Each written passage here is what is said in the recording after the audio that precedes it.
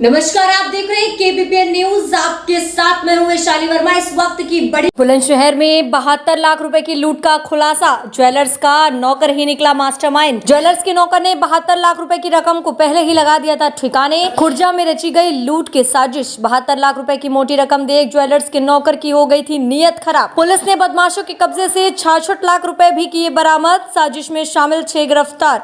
आपको बता दें, गिरफ्तार बदमाशों में ज्वेलर्स का नौकर भी शामिल निकला। 11 अक्टूबर को खुर्जा कोतवाली सिटी क्षेत्र के NH91 अग्रवाल पुल 72 लाख रुपए की लूट का रचा गया था नाटक। बुलंदशहर के खुर्जा पुलिस और स्वाट टीम ने किया 72 लाख रुपए की फर्जी लूट का खुलासा। ठगी का चोर गिरोह का खुलासा किया है सर, किस तरीके का खुलासा है, कितने आरोपी गिरफ्तार?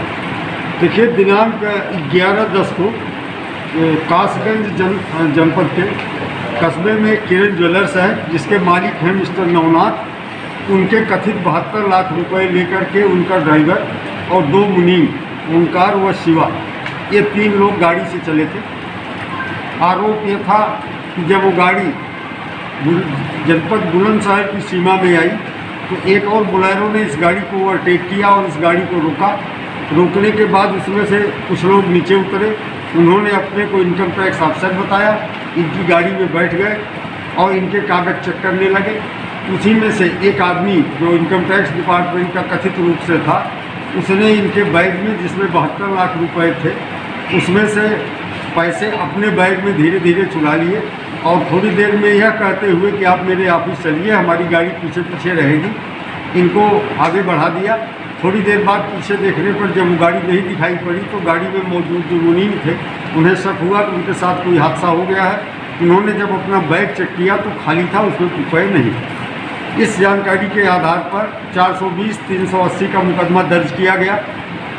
CCTV कैमरे, सर्विलांस आज की मदद से बहुत सार्थक प्रयास हमारी स्वाट टीम और इंस्पेक्टर खुर्जा नगर की टीम ने किया और इसके परिणाम स्वरूप आज माल की बरामदगी हो गई है। घटना में सम्मिलित सभी अभियुक्त गिरफ्तार कर लिए गए हैं।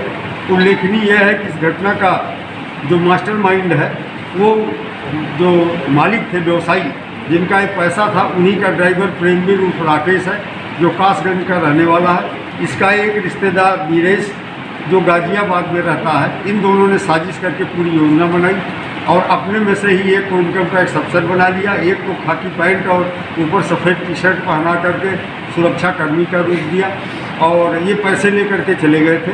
तो इस तरह से कुल 6 लोगों की गिरफ्तारी की गई है और 66 लाख रुपए 66 लाख रुपीज़ की बरामदगी और बोलेरो गाड़ी जो घटना में प्रयुक्त हुई थी और घटना में जितने भी तत्व शामिल थे सबको गिरफ्तार कर लिया गया है।